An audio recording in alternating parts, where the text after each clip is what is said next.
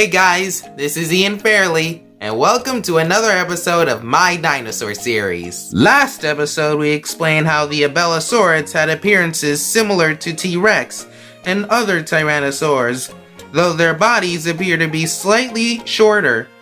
We also discovered how the Carnotaurus was the carnivorous bull of the Cretaceous period, hence its name meaning. We also talked about how Majungasaurus was a cannibalistic creature when it came to survival and finding a mate by mostly eating each other, especially the babies. So for this episode, we are going to be talking about a group of unique theropod dinosaurs known as Therizinosaurids. The Therizinosauridae are a group of dinosaurs that were equipped with long claws like most predators, but what made these species so different from other theropods is that they are actually herbivores with bird-like beaks on their mouths. And yes, they had feathers on their bodies too, like modern-day birds. The claws on their hands were made for grasping trees to eat leaves off of it, similar to how sloths use their long claws to eat from trees.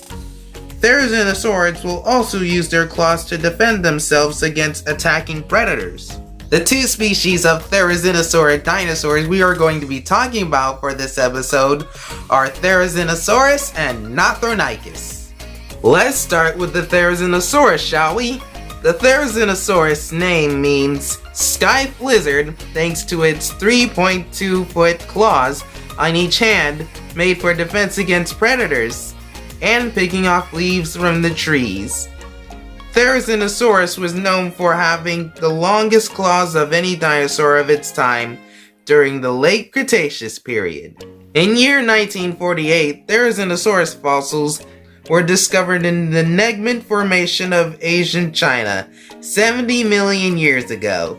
Therizinosaurus was about 45 feet long and weighed about 6 tons, the weight of a bush elephant.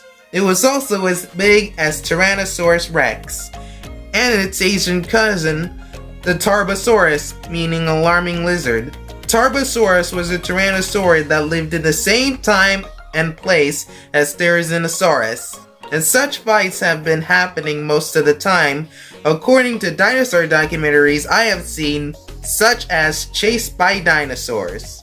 Therizinosaurus and others of its kind had flat teeth in the back of their mouths like most herbivorous dinosaurs and long necks similar to sauropods for leaf eating. For many years, paleontologists thought that Therizinosauric dinosaurs were carnivores like those of modern bears. Well, most of them anyway.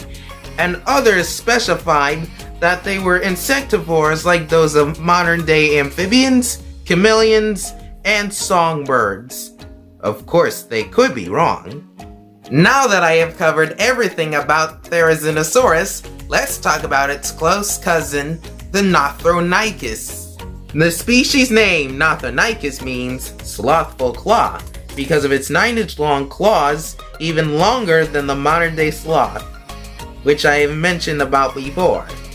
Nothronicus's claws weren't as big as Therizinosaurus's, but were also useful for defense and leaf eating. And I know what you're thinking. Did this dinosaur and others of its kind travel and live in herds? Well, occasionally this was unknown since Nothronicus lived in the Cretaceous period 140 million years ago in New Mexico of the US, and no human was there when it happened. The bones of it were discovered in the mid-90s and was described in year 2001, with a length of 20 feet and a weight of 2,200 pounds, the weight of an Arctic walrus.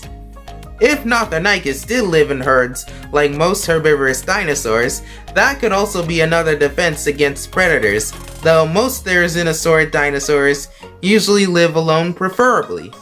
Well folks, that's a wrap up for this episode. Be sure to leave a like in the comments and subscribe to this channel if you have enjoyed this video. Next time on my dinosaur series, we will talk about a group of dome-headed dinosaurs known as Pachycephalosaurids. This is Ian Fairley, and thank you for listening.